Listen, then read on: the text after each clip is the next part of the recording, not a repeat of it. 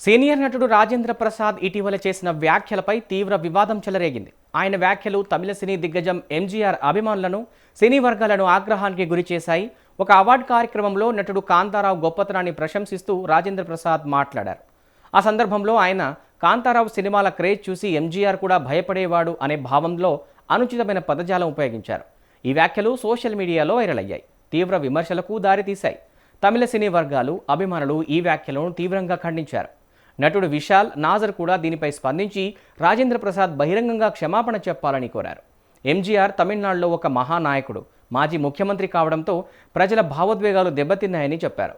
దీంతో రాజేంద్ర ప్రసాద్ వివాదం పెద్దదవడంతో తన వ్యాఖ్యలు ఎవరికైనా బాధ కలిగించుంటే క్షమించండి అంటూ వివరణ ఇచ్చి వివాదాన్ని ముగించే ప్రయత్నం చేశారు. కాంతారావును పొగడడంలో భాగంగా ఎంజీఆర్పై అనుచిత వ్యాఖ్య చేసిన రాజేంద్ర ప్రసాద్పై విమర్శలు వెల్లువెత్తాయి. తర్వాత ఆయన తన వ్యాఖ్యలపై క్షమాపణ చెప్పారు. 2 நாளுக்கு முன்னாடி இந்த ஊர்ல ஒரு ஃபங்க்ஷன் நடந்தது.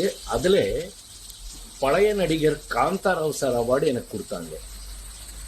அந்த ஃபங்க்ஷன்ல பேசும்போது நான் சும்மா அப்படி ஜாலியா பேசும்போது தமிழ் சினிமா கடவுள், என்னுடைய ஒப்பீனியன்ல தமிழ் சினிமா கடவுள் எம்ஜிஆர் சார் பத்தி சும்மா ஜாலியா பேசும்போது ஒரு வார்த்தை மிஸ் ஆயிட்டு வந்துடுச்சு.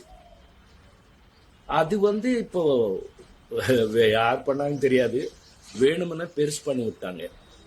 அது நான் ஒன்றும் அந்த மாதிரி அவர் பேசுவேன். நான் எவ்வளவு தைரியம் எனக்கு.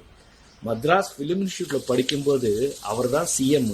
அவர் நாங்க எல்லாம் ஆக்டிங் எப்படி கத்துக்கிறோம்னு பார்த்தவர். அவர் சொல்ற அளவுக்கு நான் இல்லை. இருந்தாலும் அந்த மாதிரி மிஸ் ஆகி வந்த ஒரு பேச்சில் நீங்க யாராவது ஃபீல் பண்ணியிருந்தா என்ன மன்னிச்சுக்குங்க அப்படின்னு சொல்லி இனி வாழ்க்கையில எப்பவுமே அந்த மாதிரி நான் பேச மாட்டேன். இது நான் உங்களுக்கு உறுதியா சொல்றது.